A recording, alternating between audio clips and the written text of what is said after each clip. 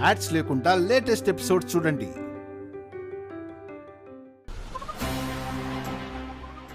ఏయ్ నువ్వేంట్రా? అసలు నీకు ఇంట్లో ఏం జరిగినా పట్టదా? ఈ ముసల్ది నన్ను తగులుకుందేంటి? అయినా నాకు కావాల్సింది వాడు పోవడమే. ఈ ముసల్దానికి ఆ సంగతి తెలీదు. నేను మళ్ళీ చేసినా మళ్ళీ చేస్తానని పెట్టేశాడు. ఆ తర్వాత మళ్ళీ ఫోనే లేదు. నేను కూడా చాలాసార్లు చేశాను అత్తయ్య, లిఫ్ట్ చేయలేదు. తర్వాత వచ్చుంటారేమో అనుకున్నాను, కానీ తెల్లారి చూస్తే ఇంకా రాలేదు. ఎప్పుడైనా మనసు చెడితే 1-2 గంటల్లో ఇంటికొచ్చేసేవాడు. తెల్లారినా ఇంటికి రాలేదంటే ఏదో పెద్ద విషయమే అయ్యుంటుంది.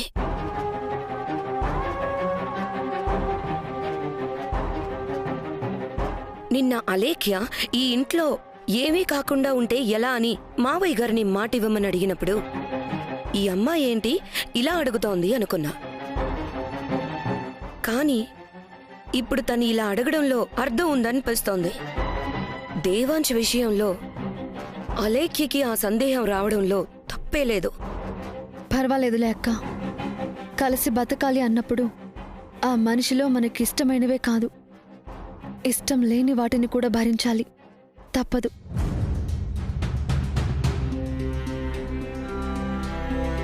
రాత్రి ఉండాల్సిన చోటనే ఉన్నా అన్నాడు. మరి ఎక్కడున్నాడో, ఎంత ముఖ్యమైన పనిలో ఉండి ఉన్నాడో.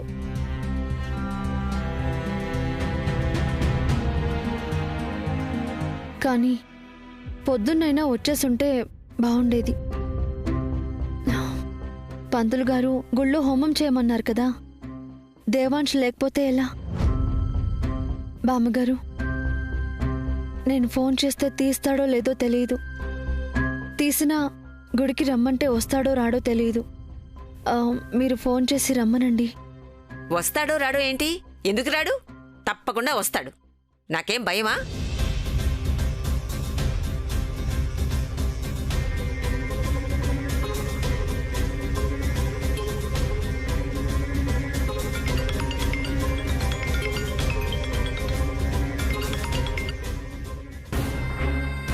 హలో ఇందు. మనవడా, ఏమైంది మనవడా? ఎందుకు మమ్మల్ని ఇలా ఏడిపిస్తున్నావు? నేనేం చేశాను ఇందు? నువ్వేం చేశావో ఏం చేస్తున్నావో అన్ని తర్వాత మాట్లాడదాం. ఇప్పుడు నిన్ను మాట్లాడనిస్తే నన్ను మాట్లాడనివ్వకుండా చేస్తావు. నేను చెప్పేది మాత్రమే విను.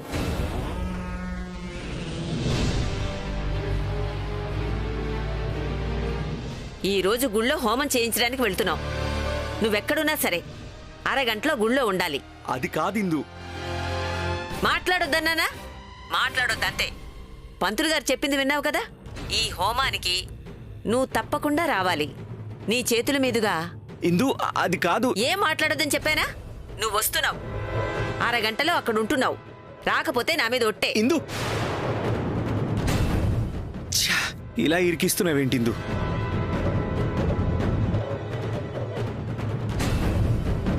వస్తాడు, మీరందరూ రెడీ అవ్వండి.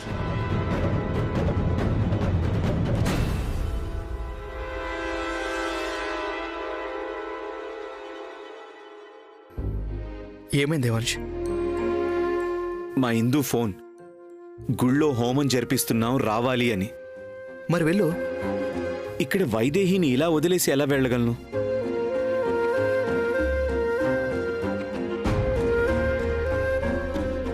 మేమున్నాం కదా బాబు, నువ్వు వెళ్ళు. మానవ ప్రయత్నానికి దేవుని ఆశీస్సులు కూడా తోడవుతాయి. నువ్వు వెళ్ళిరా బాబు.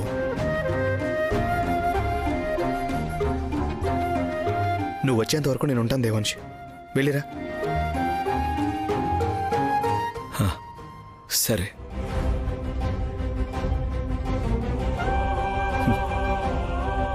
వైదేహి, అలేఖ్యతో నిశ్చితార్థానికి దేవుడి ఆశీర్వాదం తోడు కావాలని అక్కడ హోమం చేస్తున్నారు వైదేహి. కానీ నేను కోరుకునేది ఒక్కటే, మన బంధం మీద ఏ నీడా పడకూడదని. నేను తిరిగి వచ్చేసరికి నువ్వు కళ్ళు తెరవాలి వైదేహి. నా కోసం నవ్వుతూ ఎదురు చూడాలి.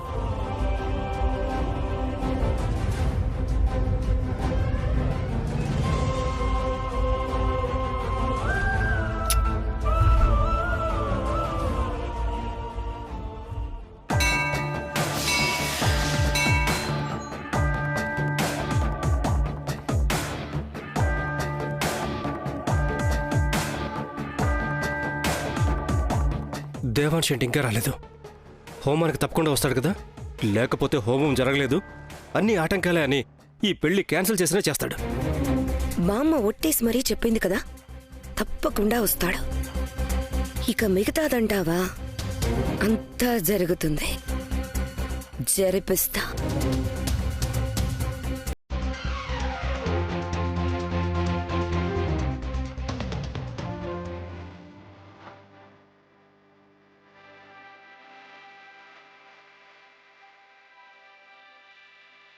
అమ్మా, అర్చన ఎవరి పేరు మీద చేయించాలి? కొడుకు, కోడలు. అలాగేనమ్మా. మహాదేవ్ జయ నమః, ఆదిదేవ్ జయ నమః, పరమపురుషాయ నమః, పరమాత్మికాయ నమః, ఓం చతుర్వేద పండితాంగ్రియాయ నమః.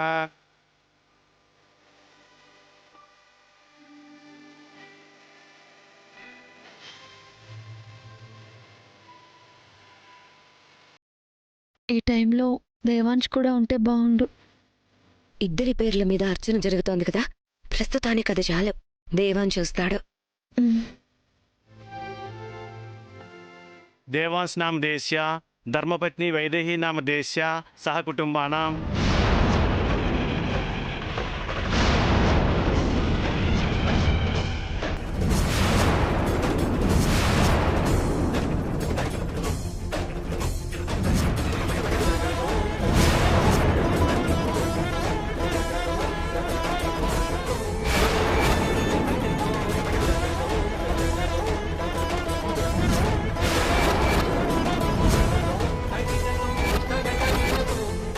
పంతులు గారు,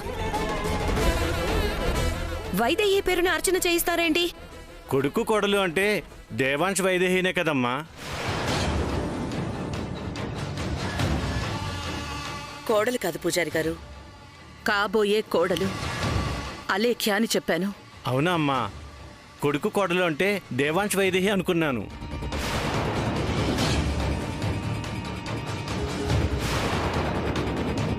ఏదో శబ్దంలో వినపడలేదు. మా కుటుంబం మీకు బాగా తెలిసి మా అందరి పేర్లు గుర్తున్నందుకు సంతోషం పంతులు గారు. కానీ అలాగే వైదేహి చనిపోయిందని కూడా తెలుసు కదా. చనిపోయిన వైదేహికి దేవాంశ్కి ఎందుకు అర్చన చేయిస్తాం? ఆత్మశాంతి కోసం చేయించొచ్చు కదమ్మా. పైగా దేవాంశ్ కూడా రాలేదు. వాళ్ళిద్దరి పేరున జరిపిస్తున్నారేమో అనుకున్నాను. అయినా నేనే సరిగ్గా వినాల్సింది. పంతులు గారు, దేవాంశ్ అలేఖ్యల పేర్ల మీద మళ్ళీ అర్చన చేయండి. దేవాంశ్ అలేఖ్య నామధేయస్య సహ కుటుంబానాం క్షేమస్థైర్య అభయ ఆయుర ఆరోగ్య ఐశ్వర్యాభివృద్ధిరస్తు.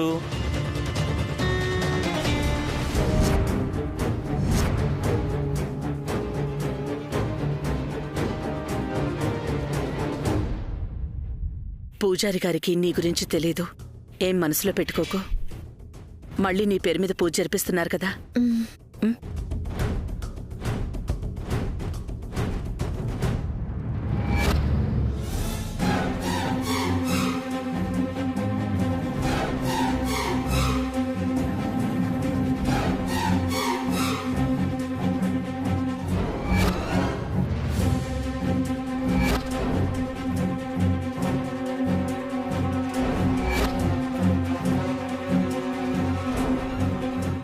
దేవాంశ్ నామ దేశ్య, ధర్మపత్ని వైదేహి నామ దేశ్య, సహ కుటుంబానాం. ఇప్పుడు మళ్ళీ జరిపిస్తే ఏంటి ప్రయోజనం? జరగాల్సింది జరిగిపోయింది. దేవాంశ్ వైదేహి గురించి ఆలోచిస్తున్నాడని అనుకున్నాను. కాదు, వైదేహినే దేవాంశ్ని ఏదో ఒక రూపంలో వెంటాడుతోంది. దేవాంశ్ ఉన్న ప్రతి చోట తనే ఉంది.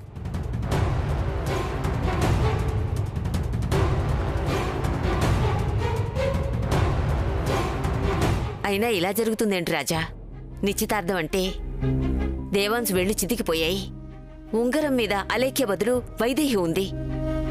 ఇప్పుడు కూడా అలేఖ్య బదులు వైదేహి పేరున అర్చన జరిగింది.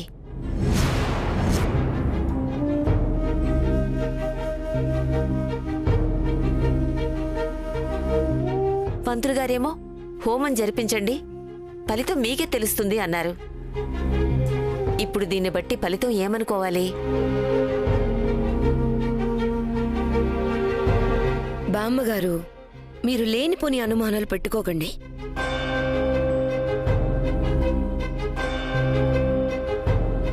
పంతులు గారు చెప్పింది హోమం గురించి. అది ఏ ఆటంకం లేకుండా దేవాంశ అలేఖ్యలు జరిపిస్తే చాలు. ఇదేదో పంతులు గారు సరిగ్గా వినిపించుకోకపోవడం వల్ల జరిగిన పొరపాటు. దీంతో ముడిపెట్టకండి.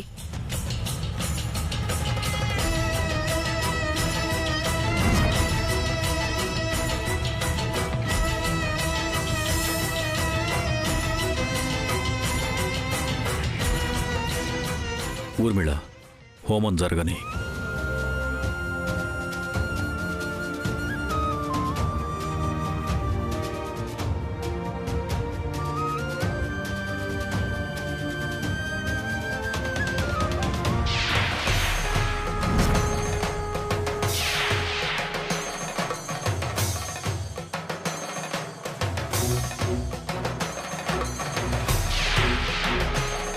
कामः सततं जपेत आनन्दः कर्तमच्चैवाचिक्लेते इति विश्रुता ऋषयस्तेस्तयपुत्रा स्वयं सीतेऽपि देवता पद्मासने पद्मवूरू पद्माक्षी पद्मसम्भवे मम्मां भजस्व पद्माक्षी येन सौख्यं लवाम्यहम् अश्वदायी च गोदायी धनदायी महाधने धनं मे जुषतां देवी सर्वकाम्याद्दसिद्धये पुत्रपौत्रधनं धान्यम् अश्वस्याया विगोरदं विजानां भवसि माता मायुष्मन्तं करोतु माम्.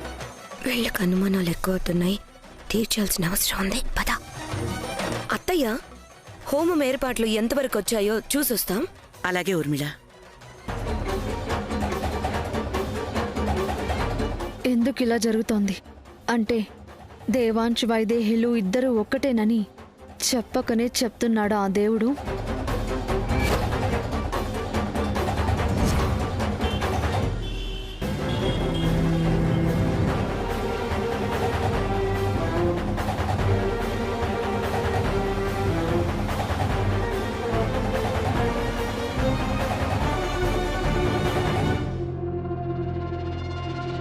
ఏమైంది? ఆగు. రింగ్ అవుతోంది కానీ వీడు ఫోన్ లిఫ్ట్ చేయట్లేదు. కొంపతీసి వీడు హ్యాండ్ ఇవ్వట్లేదు కదా, అడ్డంగా దొరికిపోతాం. పరిస్థితులు చూస్తుంటే అలాగే దొరికిపోయేలా ఉన్నాం. గుడ్లు అడుగు పెట్టామో లేదో ఎంత పెద్ద షాక్ తగిలిందో చూసావు కదా. పెద్దనాన్న దేవాంశ్ అలేఖ్యల పేరుల మీదుగా అర్చన చేయమంటే ఆ పంతులేమో వైదేహి దేవాంశల పేరు మీద అర్చన జరిపించాడు. ఇలాంటివి ఇంకో 2-3 సంఘటనలు జరిగితే అలేఖ్య దేవాంశల పెళ్లి జరగకూడదు అన్న నిర్ణయానికి అందరూ వచ్చేస్తారు. ఏ ఒక్క మాట కూడా మంచిగా మాట్లాడవా? అరే నిజం మాట్లాడుతున్నాను ఊర్మిళ. పంతులు చెప్పింది మర్చిపోయావా? దేవాంశ్ అలేఖ్యలు కలిసి జరిపించే హోమం ఏ ఆటంకం లేకుండా జరిగితే దేవాంశ్ వైదేహిల పెళ్లి కూడా జరుగుతుంది. లేదంటే అసలు ఈ పెళ్లి జరిపించాలా లేదా అని పెదనాన్న ఆలోచనలో పడతారు. అందుకే కదా ఏ ఆటంకం వచ్చినా అంతా బాగా జరిగిందని నమ్మించడానికే ఈ దొంగ స్వామీజీని పిలిపిస్తున్నాం. కానీ వీడేమో ఫోన్ తీయడం లేదు. దేవాంశ్ కూడా ఇంకా రాలేదు. అసలే రాత్రంతా ఎక్కడున్నాడో తెలీదు. ఒకవేళ రాత్రంతా వైదేహి దగ్గరే ఉన్నాడేమో. గుడికి వైదేహితో కలిసి వస్తే నోరు ముయ్యకపోతే నాలుక కోస్తా. ఇప్పటికే స్వామీజీ ఫోన్ తీయక నేను టెన్షన్ పడుతూ ఉంటే మధ్యలో నీ టెన్షన్ ఒకటి. అసలు వీడెక్కడ చచ్చాడో ఏంటో. శుభం భూయాత్. నేను కోరుకున్నట్టు నాకు ఉద్యోగం వస్తుంది కదా? ఖచ్చితంగా నువ్వు కోరుకున్న ఉద్యోగం నీకు వస్తుంది. వెళ్ళు. సరే స్వామి.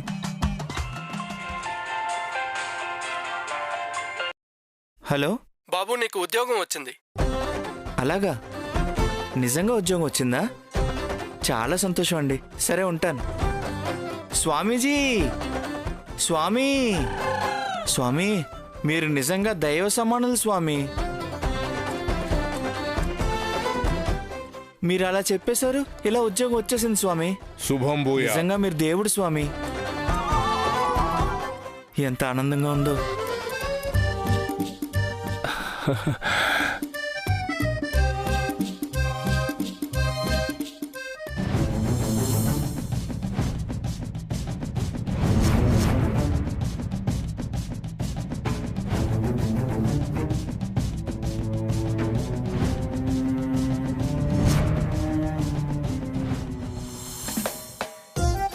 ఆహా, స్వామీజీ, నా పేరు వాలి. ఒకసారి నా తలరాత హస్తరేఖల్ని చూసి నేను అనుకున్నవన్నీ జరుగుతాయా చెప్పండి స్వామి. అది నేను చెప్తాను. ఎందుకంటే నేనేది చెప్తే అదే ఆయన చెప్తాడు. మనం చూస్తున్న దొంగ స్వామీజీ ఈయనే. ఫోన్ తీయడం లేదేంటి? స్వామీజీ వేషం వేసి ఫోన్లవి వాడితే భక్తులకి కోపం వచ్చి పగలగొడతారు బాలా. ఫోన్ని ఈయన దొంగ స్వామీజీనా? మరేంటి అంత కరెక్ట్గా చెప్పాడు? ఆయనకి ఎవరికో ఉద్యోగం వస్తుందని. కనిపించేదంతా నిజం కాదు నాయనా, అంతా మాయా. నీ మాయ చూపించాల్సింది ఇక్కడ కాదు, అదుగో ఆ దశరథ రామయ్య వాళ్ల దగ్గర. సరే బాలా, వాళ్ళకి నువ్వు చెప్పేదే వేదం కావాలి. అది నేను నీకు చెప్పింది అయ్యుండాలి. అదేంటో గుర్తుంది కదా? దేవాంశ్ అలేఖ్యలు భార్యాభర్తలుగా నిండు 100 ఏళ్లు హాయిగా బ్రతుకుతారు అన్న నమ్మకంతోనే ఇక్కడ్నుంచి వాళ్ళు వెళ్ళాలి. దేవాంశ్ అలేఖ్య నుదుటున సింధూరం పెట్టాలి. ఇద్దరూ కలిసి 7 అడుగులు వెయ్యాలి. అంటే ఇక్కడే సగం పెళ్ళైపోవాలి. అర్థమైంది కదా? నాకు చెప్పావు కదా, ఇక అంతా నేను చూసుకుంటాను. శుభం భూయ.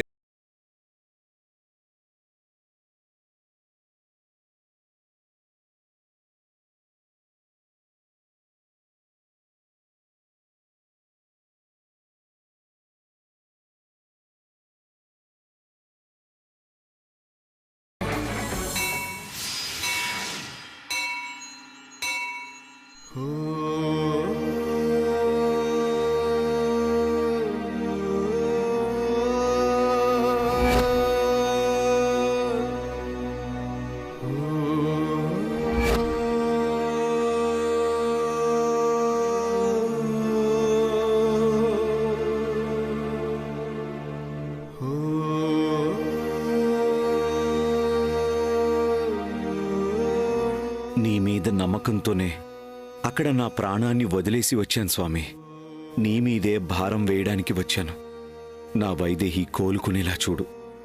మళ్ళీ ఏ ఆటంకమూ లేకుండా ఇద్దరం సంతోషంగా బతికేలా చూడు. దేవాంశ్ ఇంకా రాలేదత్తయ్య. మళ్ళీ ఒకసారి ఫోన్ చేయండి. అవసరం లేదు, అక్కడ చూడు.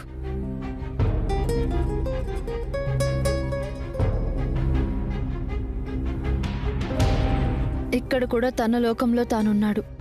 మనమెవరం పట్టం, ముఖ్యంగా నేను. ఇంత జరిగాక వాడే దారిలోకి వస్తాడమ్మా. నువ్వు రా చెప్తాను.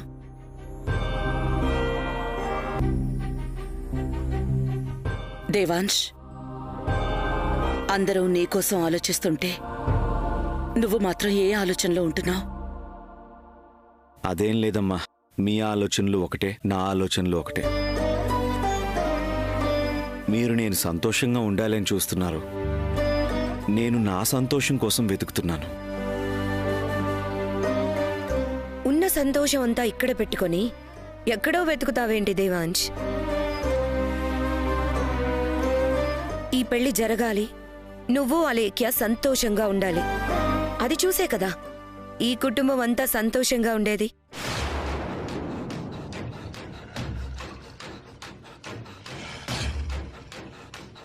అసలు నీ సమస్య ఏంటో చెప్పు.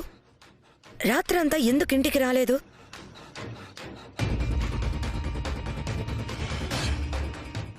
ఊర్మిళ, ఇప్పుడు అవన్నీ అడిగే సమయం కాదు, చోటు కాదు. హోమానికి టైం అవుతుంది. దేవాంశ్, త్వరగా తయారైరా. వెళ్ళు మనవడా, నువ్వు అలేఖ్యానే ఈ హోమం జరిపించాలి. అమ్మా అలేఖ్య, ఇద్దరి బట్టలు తీసుకొచ్చావుగా? తీసుకొచ్చా బామ్మగారు. పద దేవాంశ్.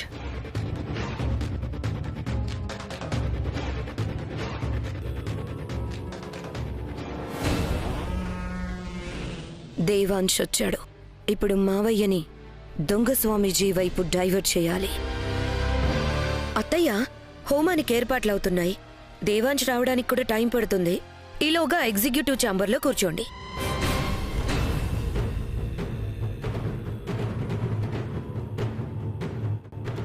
మావయ్య గారు, మిమ్మల్ని కలవడానికి ధర్మకర్తల మండలి వాళ్ళు కూడా వచ్చారు.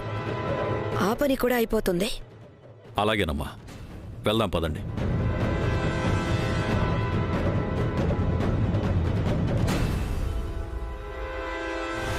స్వామి, నేను పెద్ద సమస్యలో ఉన్నాను. మీరే దారి చూపించాలి. నా సమస్య ఏంటంటే... తెలుసు నాయనా, వ్యాపారంలో దెబ్బతిన్నావు, ఊరంతా అప్పులు, ఎప్పుడు ఎవరు ఏం చేస్తారన్న భయంతో ఉన్నావు, అంతే కదా? అంతే స్వామి. పెరట్లో తవ్వుకో, మీ తాతలు దాచిన లంకె బిందెలు దొరుకుతాయి, నీ అప్పులు తీర్చుకో. బా, ఇంకా రావట్లేదేంటి ఊర్మిళ? వస్తారులే, ఆగు. మీరు దేవుడు స్వామి, ఆశీర్వదించండి. శుభం భూయాత్.